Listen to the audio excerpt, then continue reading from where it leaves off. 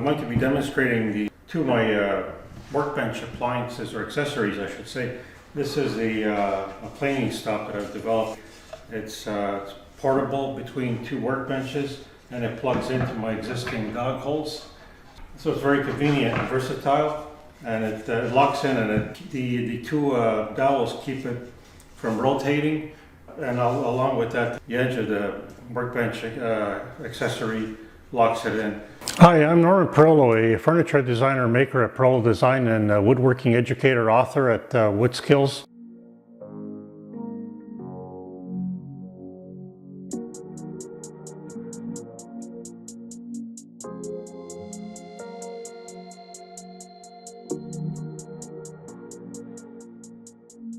So it's a little bit of an adjustment to set it up initially to make it portable between two workbenches, but it works fine, and I've been using it for a while now. So I'll just demonstrate this, and I'll show you how it works. So I've got a rough piece of or semi-finished piece of wood here, and I'll demonstrate it using both a 4.5 plane, a bench plane smoother that I normally work with, and I've just actually honed the blade on this, and then I'll demonstrate it using a wooden hand plane that I've created several years ago, more than several years ago.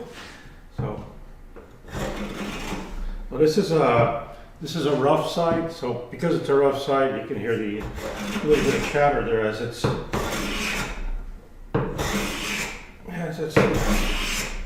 pretty.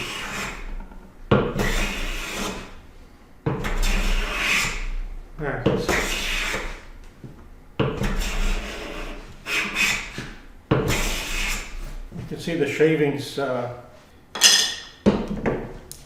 shavings are wispy thin now.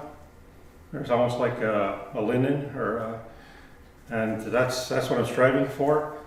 I like super thin shavings for different reasons. It allows me to, because the shavings are so thin, there's less effort in actually pushing the plane, and I can attain a smooth finish and more of an accurate thickness, or whatever thickness I'm striving for.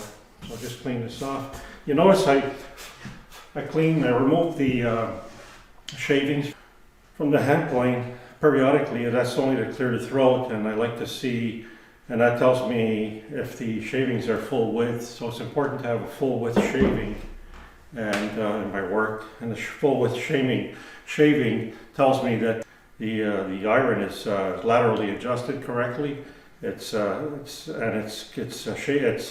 planing from edge to edge on the board. I'm hand planing, so it's very critical. Well, that's really nice now.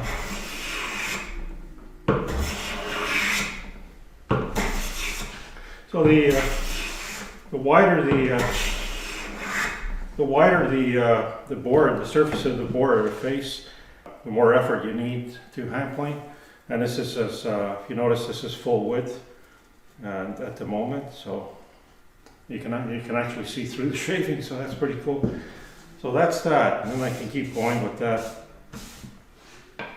And what I'll do next is remove this workbench accessory and use a bird's mouth and demonstrate how the bird's mouth works. The bird's mouth is another plug-in workbench accessory with the same similar system of two dowels, and what it does is it allows me to lock in a board on edge, because it's very difficult to hand plane narrow boards on edge unless it's fastened in a vise. So this isn't a good example, but I'll use this as an example. And what I do is I have two little wedges that lock the board in.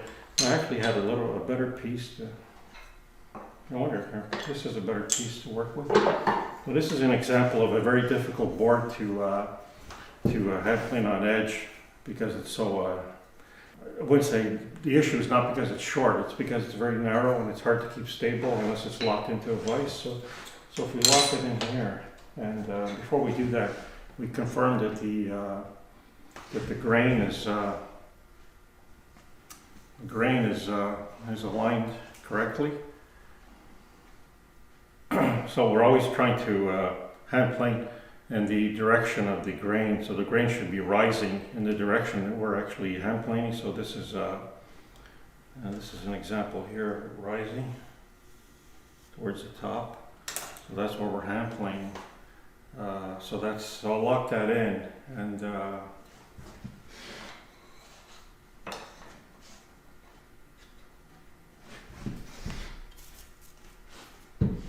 now the thing is, I normally don't use a plane this large for this. What I'll do is I'll shift to a smaller standard angle block plane.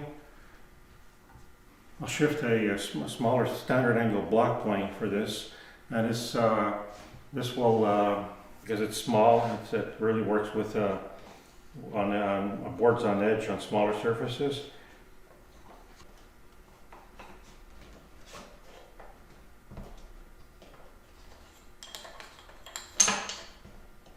There.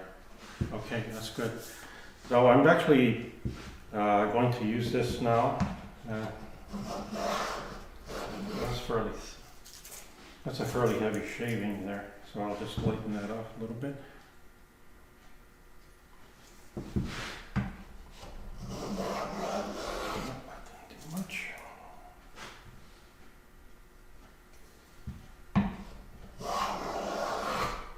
We're getting there.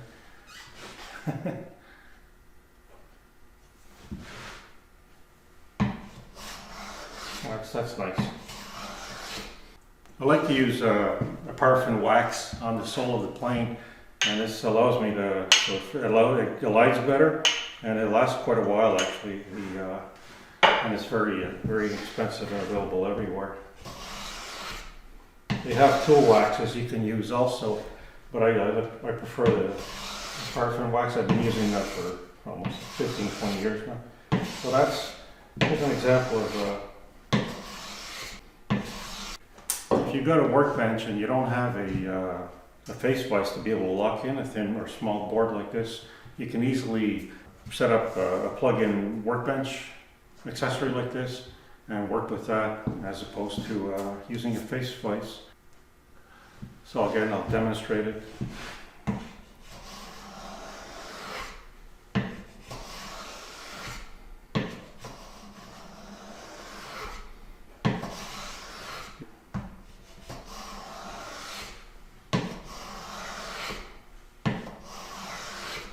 And I also have more of a,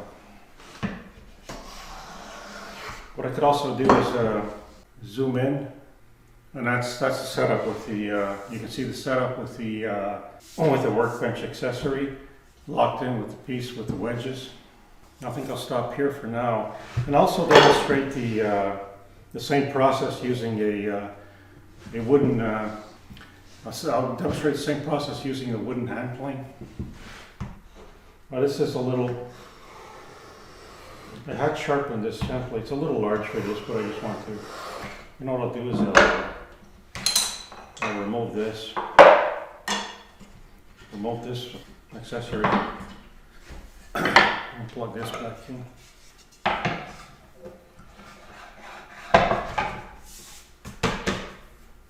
And work with this piece. So this piece butts against the planing stop that I was discussing earlier, and I'll use some wooden hand plane now. So I'll put this over here, make some room for myself.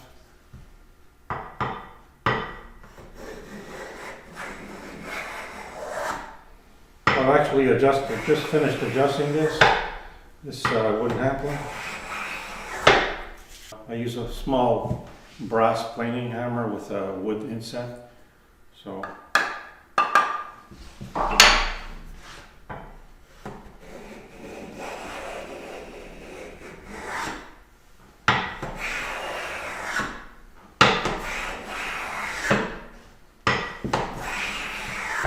it's not as necessary to lubricate the sole on a wooden hand plane as much as a metal one, because it naturally has lubricating qualities on the wood, but I do it anyway.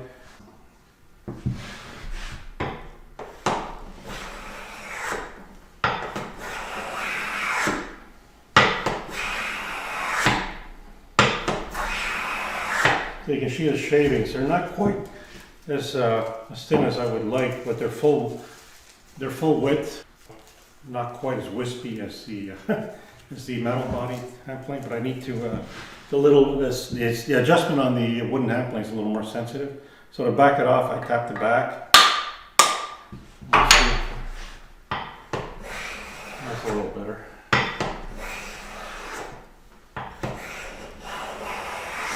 Yeah, it's a little thinner.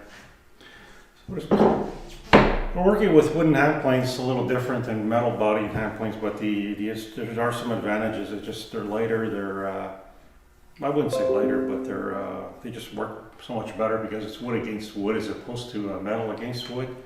So please subscribe to my YouTube woodworking channel, where I share more of my woodworking techniques, my woodworking philosophy, my thoughts on woodworking, and all the challenges I've experienced, and I introduce some of the new forms of woodworking I've discovered. And also visit woodskills.com, where I have a good selection of my books, both in print and digital format, on woodworking, and all my online courses, and I also offer woodworking plans. I have maintained a regular blog on what I've got going on in my workshop and in woodworking in general. So enjoy.